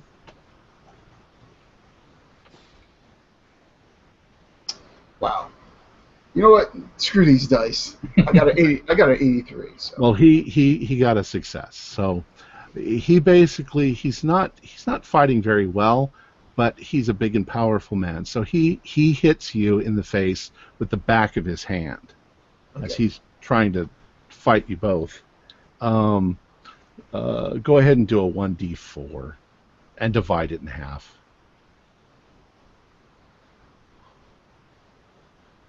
All right. So. Yeah, he does 2 points of damage. Okay. Okay. I didn't mean that. It was like 1 and 2, or 1 and 2 and 3 and 4 and 2. Yeah, I got you. So it cuts your face just a little bit where he hit you. One of the brutes, the one who is sort of backing off, he kind of looks around funny and then just takes off. Okay. Vico, at this point you are climbing out of the door onto the fire escape, and you're looking down and seeing all of this. Okay. And you've got the simulacrum. I'm going to say that when you were in the cloak in the costumery, you threw like a piece of cloth around it so that it's easier to carry. You're carrying it like Santa's bag. Yeah. Okay. I got my hobo treasure. And you're 3 stories up, so it's going to take you a few minutes to climb down. But you figure you can climb down without dropping it or anything like that. Dropping it would be bad. Well, I don't know. Who is it engaged in the combat? Everybody else. Now let me go ahead and say that they get their chance to sort of go first. So the brute that was coming into the fight from the side, he's going to try to grab Eldridge and throw him off because he doesn't want him hurting his boss, I guess. All right. Go ahead and Dodge. Are you going to try to dodge or hit him back?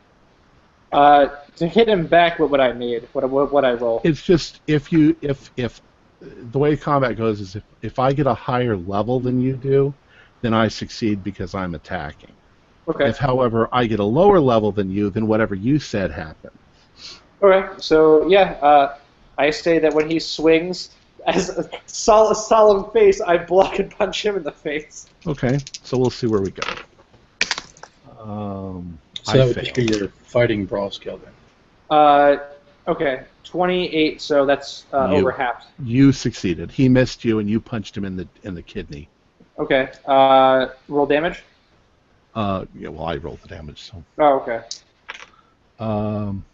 He's like, ow. He sort of doubles over when you punch him like that. You also notice that the old man at this point, once again, the woman has started beating the crap out of the old man, but he's managed to get away from her, and he's starting to run away from La Scala. He's running into the city, but he's only a couple of feet away at this point. So, Frank, what do you want to do?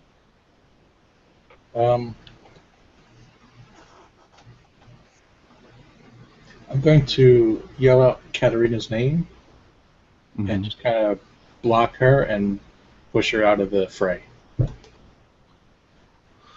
Okay, well, she's kind of on the ground, so okay.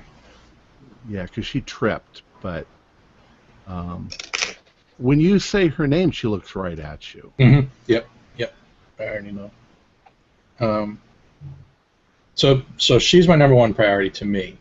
Okay. I want to make sure that she's okay. If I feel like she's okay, I'm going to try to swing at somebody. Okay. Well, are you going to try to help her?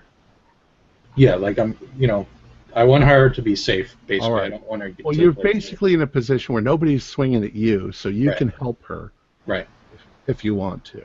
So that's what I'll do. I'll just try to help her, get her, off the side. I don't want her getting hit by the big brute guys. Vigo, you are now on the second level, coming down.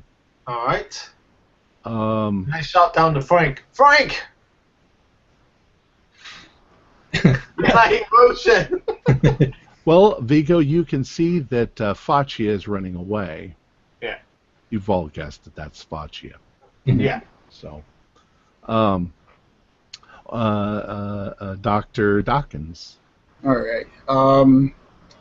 What about Marcos? Is Marcos still getting pounded on? No, I mean you've both knocked the guy off. Okay. Sorry. I'm just going to say do a psychology roll at this point. Okay. You know what? My thing isn't popping up for me. I don't have psychology anyway. Wow. Very base. And I got a 30. Nope. Okay. Okay, so I won't say anything, but you have your choice what you want to do to this guy. So I point to Faccia and I say in English, you better run after your boss. And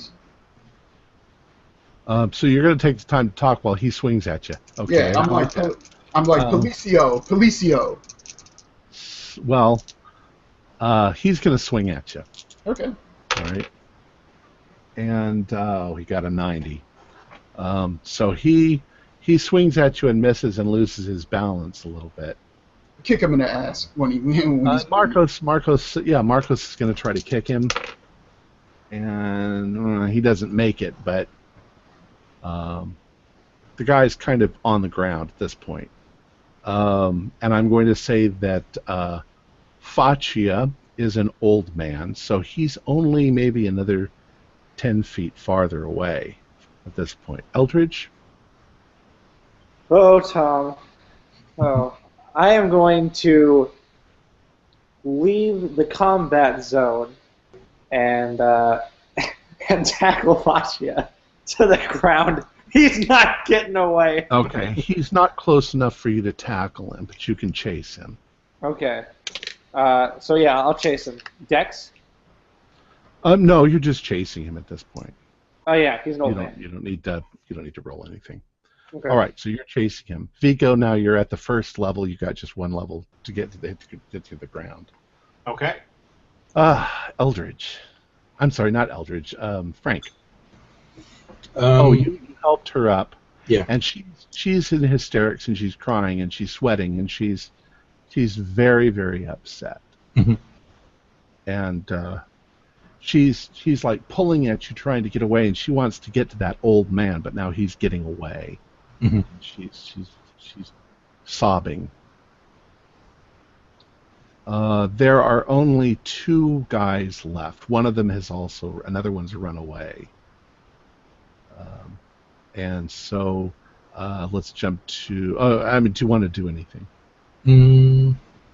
So the 2 guys that are left, the one's fighting Marcus and... One's on the ground in front of Marcus, and one was over by Eldridge on the ground, or doubled over. Is he pursuing Eldridge? No. Okay. I'm going to try to kick the guy on the ground. Okay. Let's go ahead and do your dex roll. Dex or brawl? Dex. 27. Yes, you succeeded. You kicked him, and I'll roll some damage to him. Another point of damage. He's ow. He's now trying to crawl away. Okay. Like a dirty dog.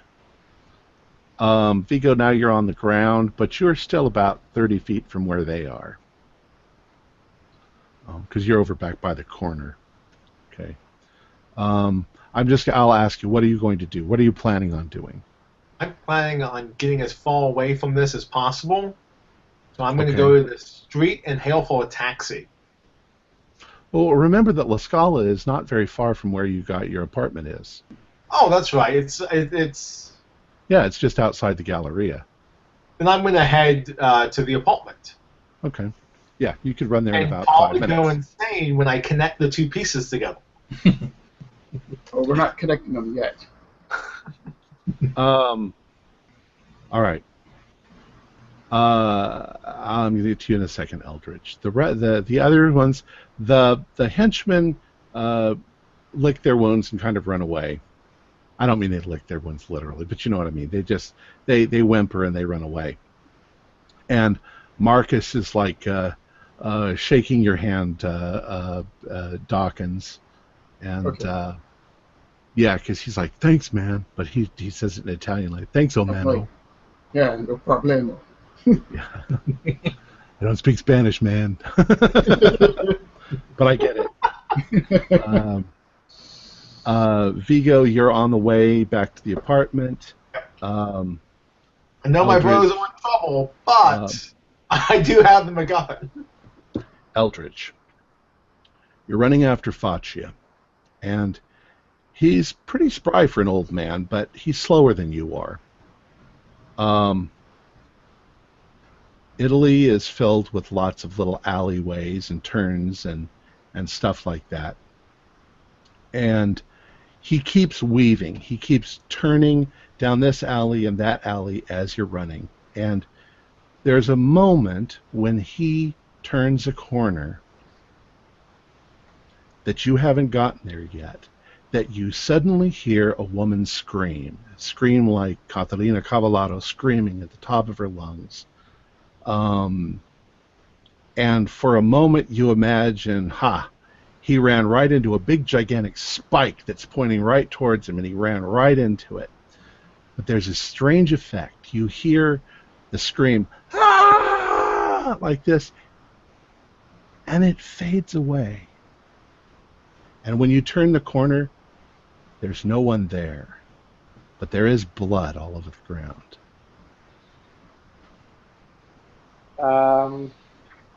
Okay, I'm gonna pull out the 38, cock the hammer back, and I'm not gonna step into the alley. I'm just gonna look. Okay.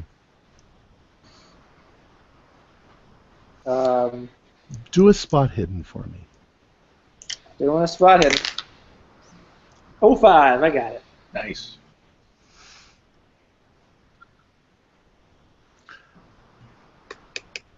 You can see it. It almost looks, the blood splatters, as if it's the kind of blood splatter you'd expect from somebody who'd been stabbed, or it's an odd pattern. It's not like in one spot. It's kind of splattered on the ground. So it's high velocity. Yeah, kind of a high velocity something. Okay. Okay. It's spurted. You also think that you hear a rustling kind of in the garbage nearby. Okay. Like So- near the garbage bins or something. All right, I see what's going on here. Huh. Can I do? I mean, I don't. Is there a rock near me? Like, is there like a brick or something? No, not really. No. God damn it, you're gonna make me have to do so. Okay, I'm gonna pull out my pocket knife. Okay. Can't believe I'm gonna do that.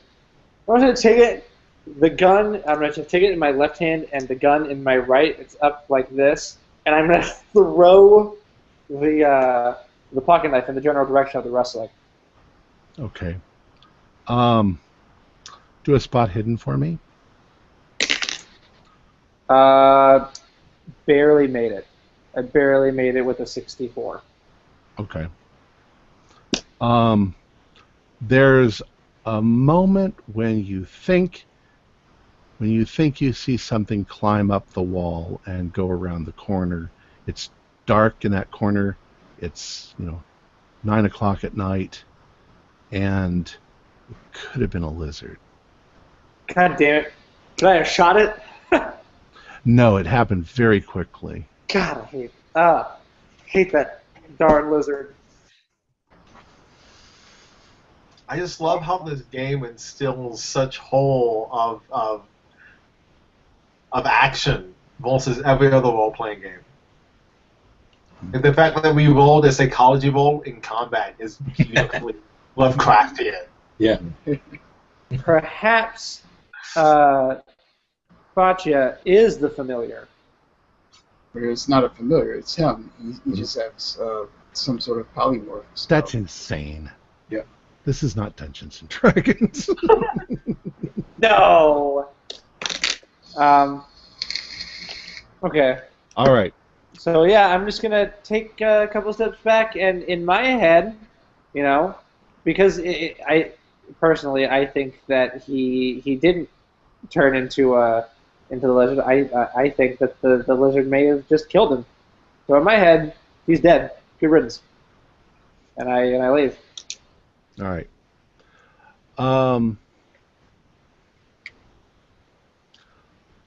Let's see what we can get done, because this is pretty much the end of this scenario. But let's see what the aftermath is at this moment. What are you guys going to do now?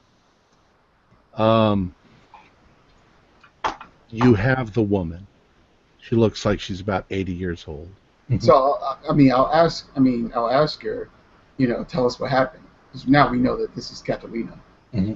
She doesn't really know. She remembers getting off the train, and she remembers seeing Flavio Conti, and she got into the car, and she doesn't remember anything after that. But when she came to, she remembers hearing music and not understanding why she wasn't the one singing. And then she remembers sort of coming to and realizing that something had happened, that this man next to her had somehow stolen her voice. And you can see she has scars here on her neck. Mm-hmm. So you guys can do a sanity roll for that one. 35 passed. She has 14, finally I get a bit more. Okay, you can do one or two, just depending on if you passed or failed. She does not know why she looks old. She's 22 years old.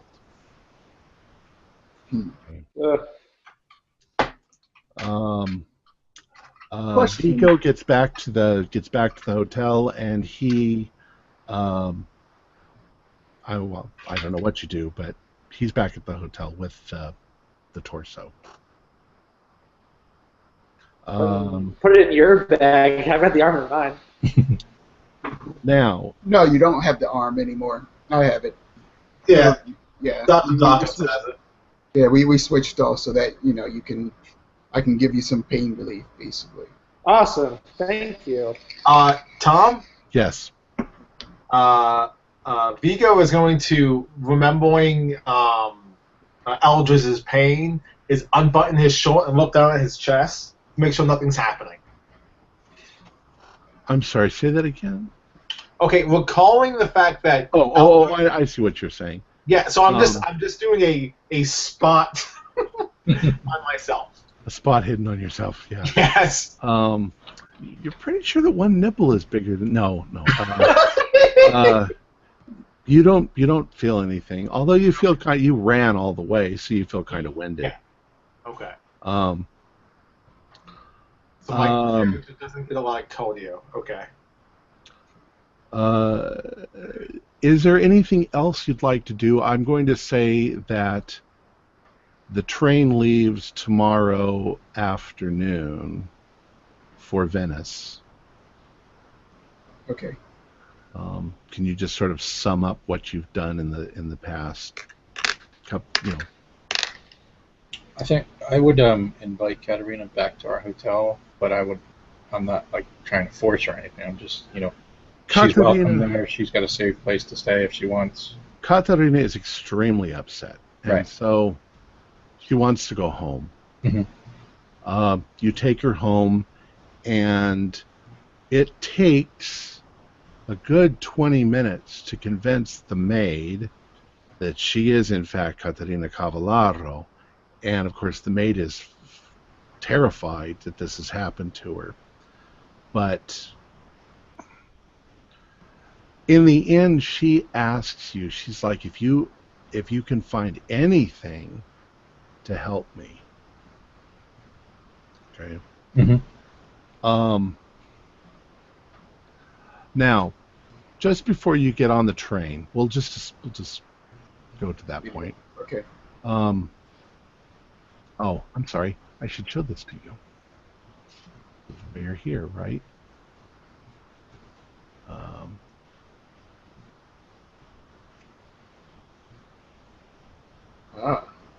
Okay. So that's the torso. Look at them white nipples. That's supposed to be shiny. Oh, not nipples? Yeah, not really white nipples, like here and here. No. It doesn't have any skin. Look at it. And you can see once again everything is made out of little torsos. And once again, anything that's on your body seems to be there when you're looking at it. Okay. And just before. Oh,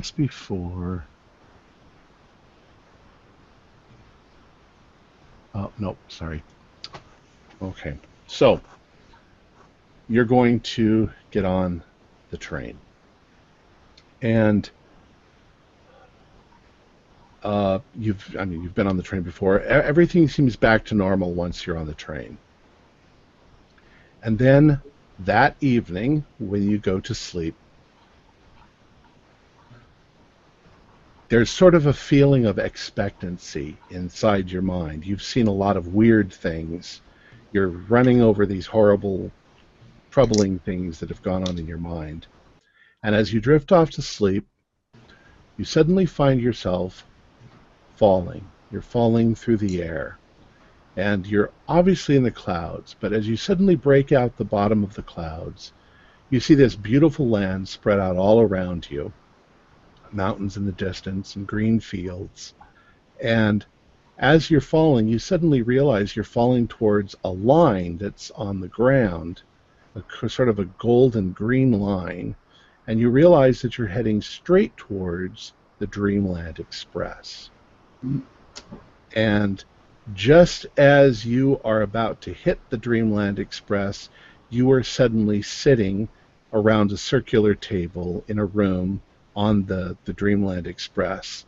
All of your rooms have been opened up in order to accommodate you, and you're sitting there, and Henry is standing there with you, and that's where we're going to leave it. Or rather, that's where we're going to start it next week. Nice. Yeah. Okay? Good stuff. So, let me go ahead and close things up here. I want to thank everybody for watching. Thanks to all of our players. Please subscribe to our YouTube channel, and if you liked our show, please give us a thumbs up. Please tune in next Thursday night at 9 p.m. Eastern Standard Time for the next episode of Horror on the Orient Express. Until next time, always remember, if there's no light left to guide your path, your only choice is to venture into the darkness. Good night, and good gaming.